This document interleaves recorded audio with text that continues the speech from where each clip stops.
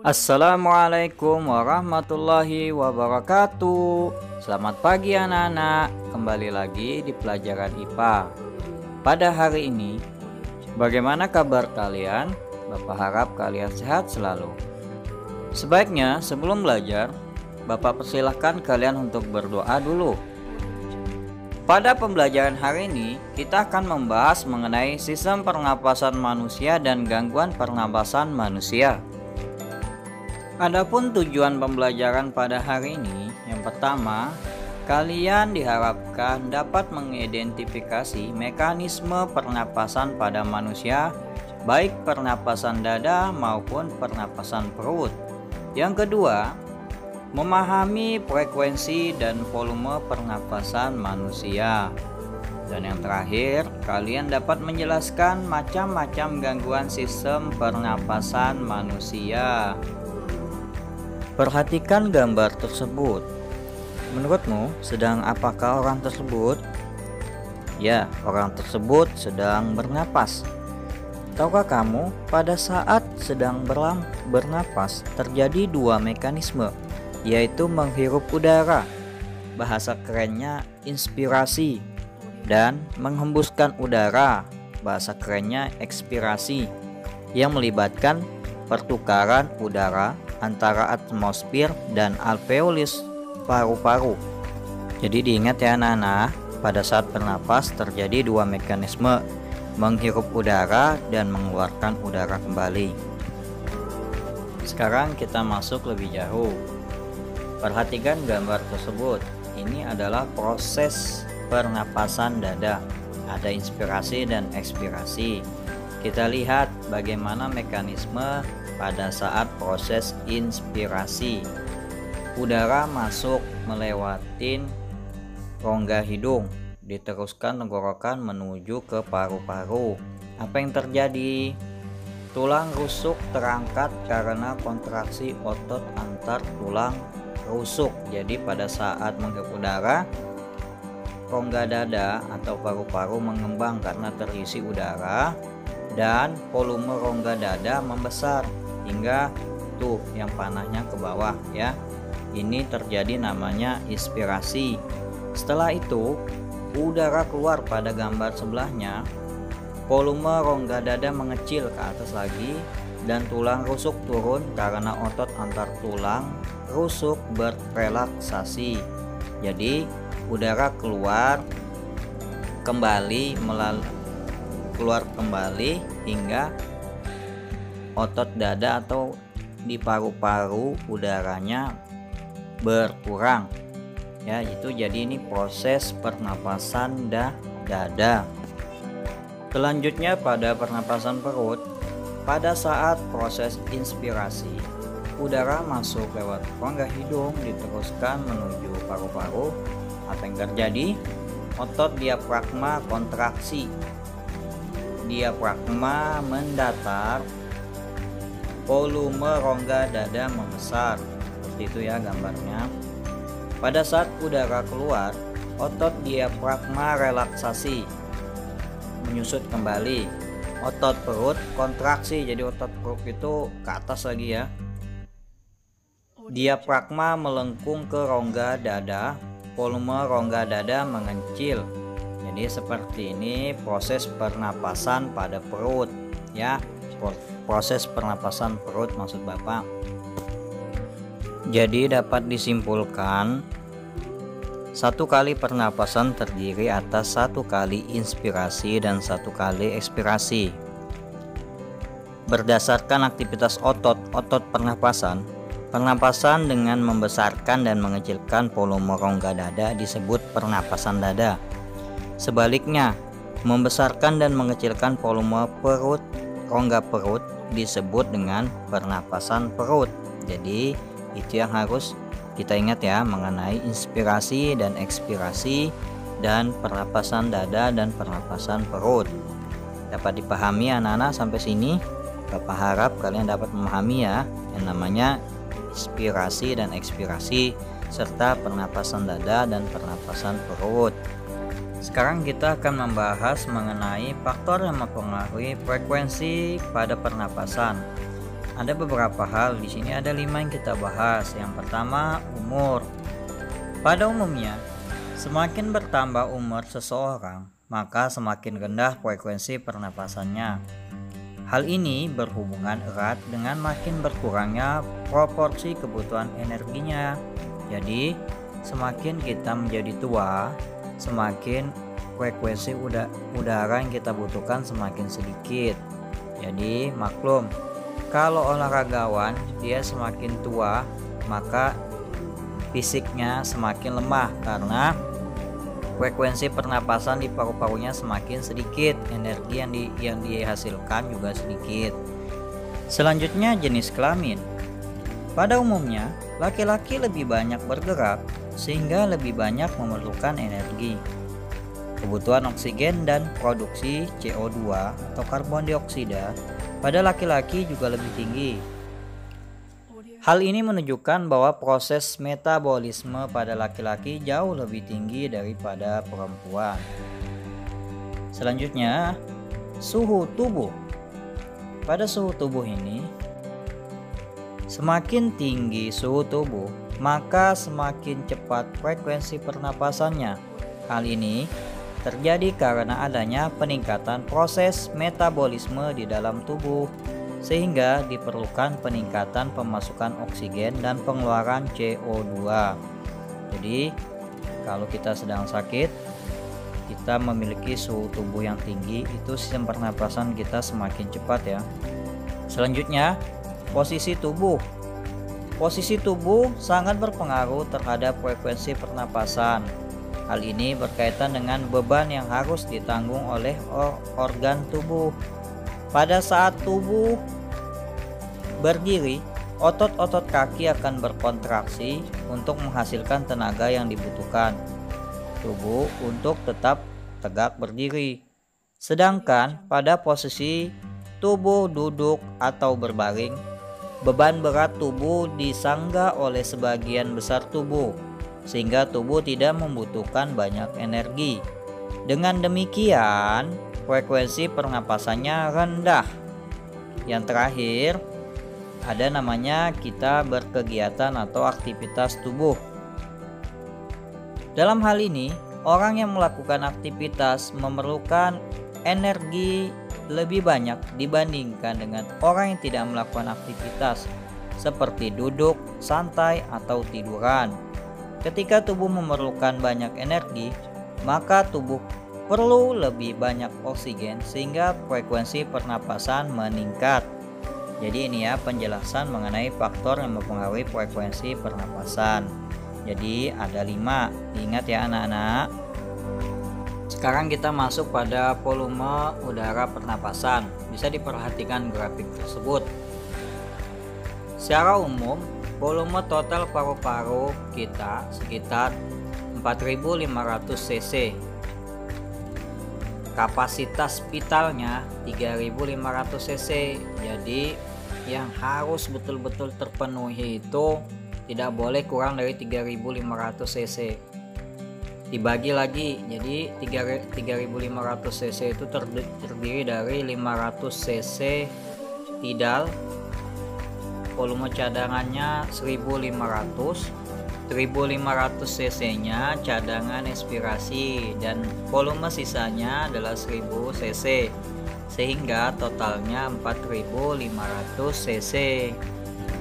Nah, ini adalah penjelasan macam-macam volume udara pernapasan yang ada di grafik tadi.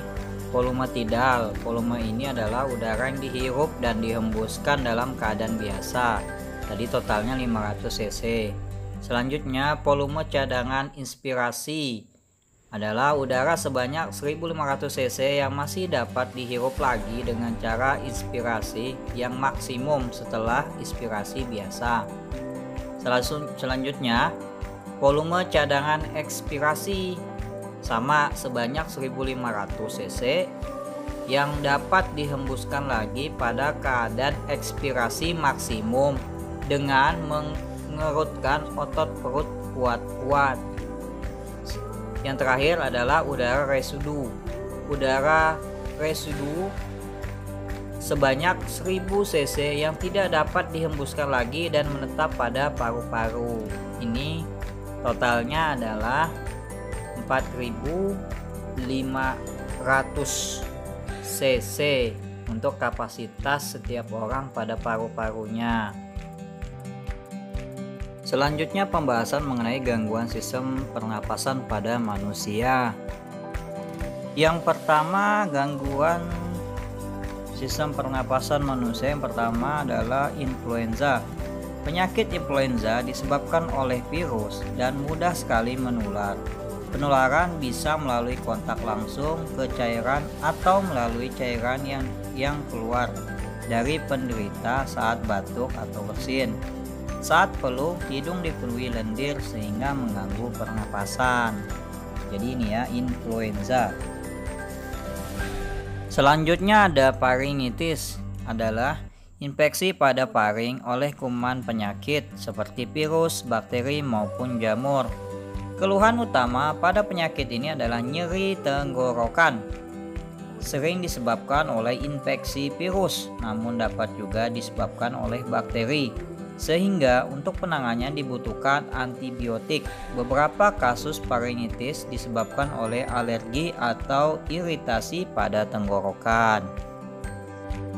Selanjutnya ada namanya pneumonia, merupakan peradangan akibat infeksi.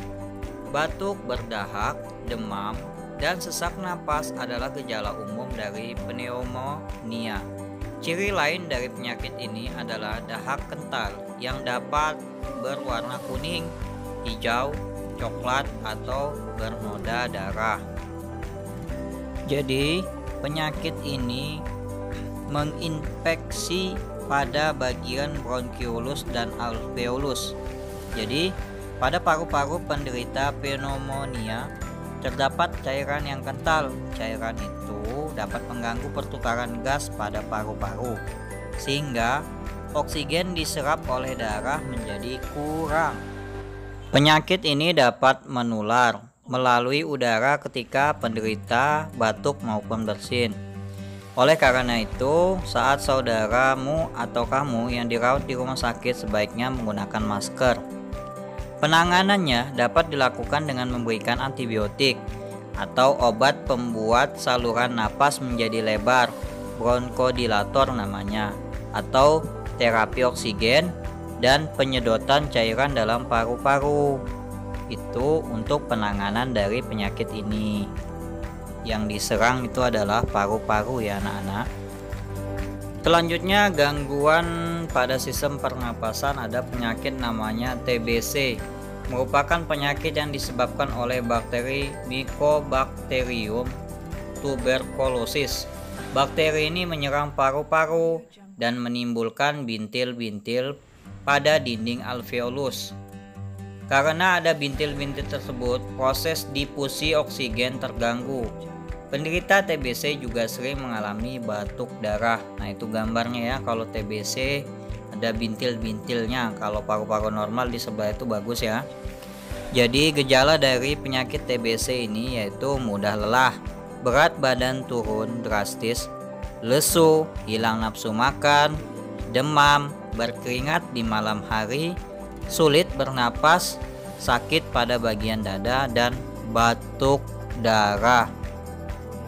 Selain menginfeksi paru-paru, bakteri ini juga dapat menginfeksi bagian tubuh lain. Ketika bakteri Mycobacterium tuberculosis tersebut masuk ke paru-paru, bakteri akan menyebabkan infeksi sehingga memicu sistem imun untuk bergerak menuju area yang terinfeksi dan segera memakan bakteri tersebut agar tidak menyebar luas. Jika sistem imun lemah, maka bakteri dapat masuk ke dalam peredaran darah dan sistem limpa untuk menginfeksi organ lain. Jadi penyakit ini sangat berbahaya ya anak-anak. Selanjutnya ada penyakit asma. Asma merupakan penyakit yang terjadi karena penyempitan saluran pernapasan. Penyebabnya Penyempitan saluran pernapasan biasa disebabkan oleh alergi terhadap debu, pasir, bulu, serangga kecil maupun rambut. Penyakit ini juga dapat muncul kembali jika suhu lingkungan terlalu tinggi atau ketika penderitanya mengalami masalah psikologis. Jika tidak segera diberikan penanganan, penderita dapat mengalami kematian akibat sesak napas. Jadi bahaya ya anak-anak juga penyakit asma ini. Selanjutnya ada kanker paru-paru. Kanker paru-paru juga merupakan penyakit yang berbahaya. Penyakit ini disebabkan karena sel kanker yang tumbuh di dalam paru-paru dan terus tumbuh tidak terkendali. Bila dibiarkan, sel kanker dapat menyerang bagian tubuh lainnya. Kanker paru-paru juga dapat disebabkan karena kebiasaan-kebiasaan buruk seperti merokok, menghirup asap kendaraan, minum minuman beralkohol, dan kebiasaan tidak sehat lainnya.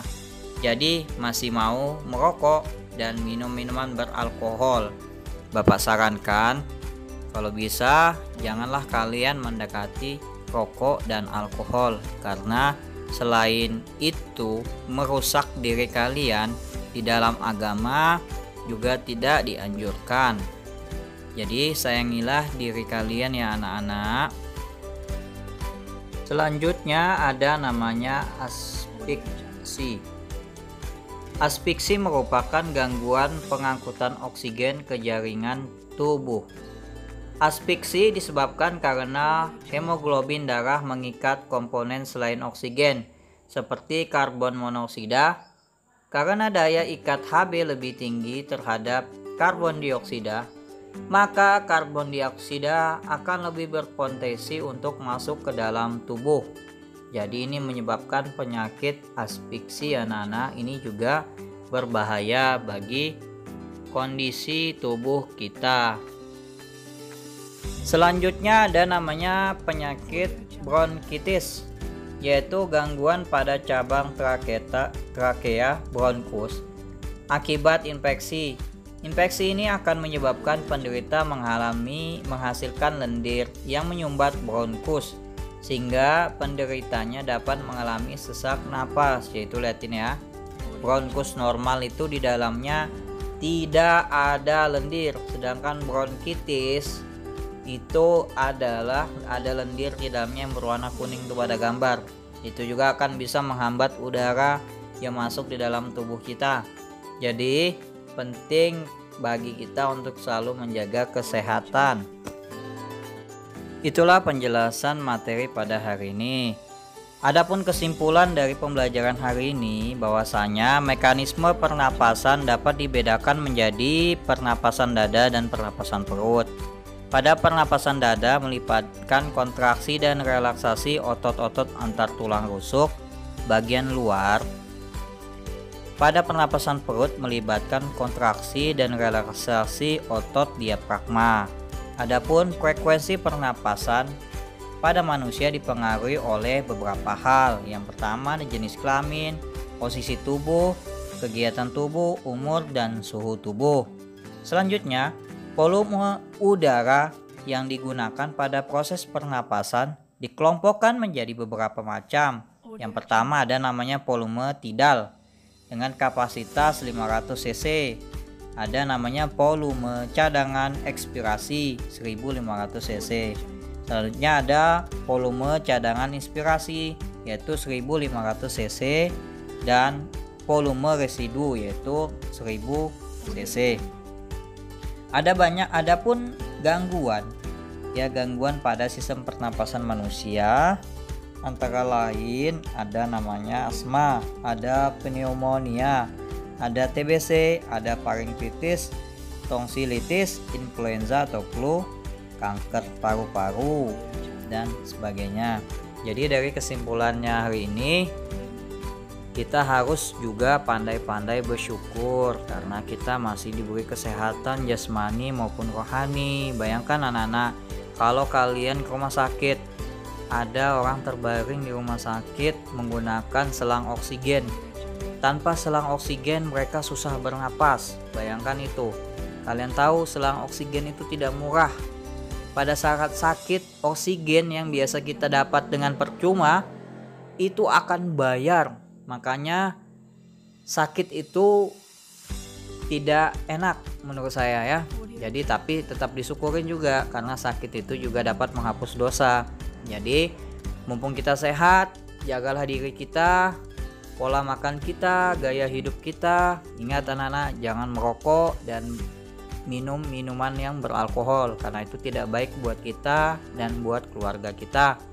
Jika ada yang ditanyakan dari materi hari ini, silakan japri Bapak, tanyakan materi tersebut melalui WhatsApp. Nanti Bapak akan jelaskan kembali. Oke, sekian pertemuan hari ini. Jaga selalu kesehatan kalian di masa pandemi ini ya. Semoga aktivitas kita selalu beramal baik dan berkah dan bermanfaat bagi kita dan orang lain.